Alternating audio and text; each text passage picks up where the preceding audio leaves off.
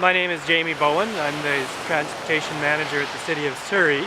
I'm here at 64 Avenue and 180 Street, where we've had resident complaints about the ability for them to cross 64 Avenue.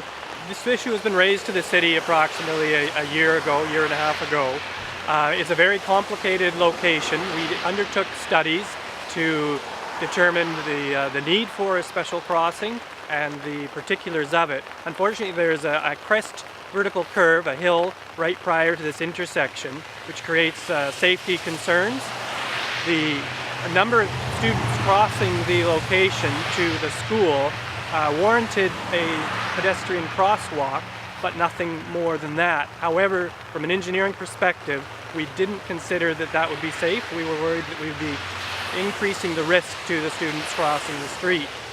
So over the period of time, we've been looking at alternative solutions. The issue with pedestrian overpasses, particularly in a situation like this, is that the time for somebody and the effort to go up and over a road and back down, particularly when it's a simple 2-lane road or even a 4-lane road often, they aren't willing to take that extra time and effort, and so they will go across at grade anyway. It can be particularly an issue with younger people. The second side of it is a cost factor. The cost of installing a pedestrian overpass here would probably be in the order of $1.5 million to $2 million.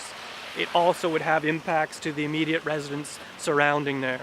So we didn't believe that that was an appropriate solution. We have concluded that the only safe method of dealing with it is putting in a full pedestrian signal. And so that is what we are proposing to move forward with. However, even with a pedestrian signal, there are still concerns in terms of back up towards the hill and vehicles having enough warning to see pedestrians and the signal crossing. So in order to deal with that, we're going to do a special signal where we will put advanced warning flashers up the hill so that drivers will be pre-warned. As well, we're going to put in a system that detects any queue back of traffic so that we don't have vehicles after the signal has stopped. There may still be a queue of vehicles. We want to ensure people coming over the hill are forewarned that there is still a queue.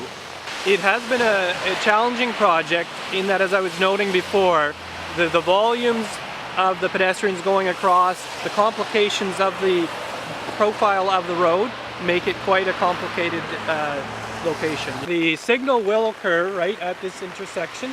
You can see the crosswalk on this side. The advanced warning flasher will be at the top of the hill so that drivers are forewarned. We are looking to have this installed by before Christmas. There can be complications. We could have weather issues. We could have design complications. But that is our definite target. We are trying to get this in before December. Interim measures that we are taking, we will be putting concrete barrier along the edge of the road immediately in advance of this intersection. And the idea of that is to prevent vehicles from pulling around stopped or slowing vehicles at the intersection, which will then protect children that are waiting to cross the street. And that will be occurring imminently, probably next week. In addition, we are asking parents and the school to, until we get the new measures in, to be supervising their children and providing assistance in crossing this street. If we just come up this way here, just up, you see you have a gravel shoulder here, and what we've observed is that when vehicles are turning here or slowing to let somebody cross, we're sometimes seeing vehicles pull over into the gravel area to bypass them, not realizing why the vehicle may be stopping, and that is putting pedestrians at risk. By putting barrier along, we have bicycle lanes along the shoulder, so we won't be putting the barriers on the pavement, but we will be putting on the gravel just behind the pavement, and that will prevent vehicles from going past a stopped vehicle.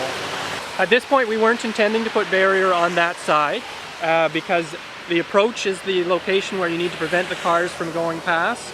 But that is something, as we go forward, we will look at that to see whether there is merit in also putting some additional works there. And because we can't get this new pedestrian signal in till likely just before Christmas, as an interim measure to look at whether we can improve the safety, we'll be looking at the signal timings to the west and to the east of this intersection to see if we can create greater gaps to create a safer crossing opportunity for the pedestrians.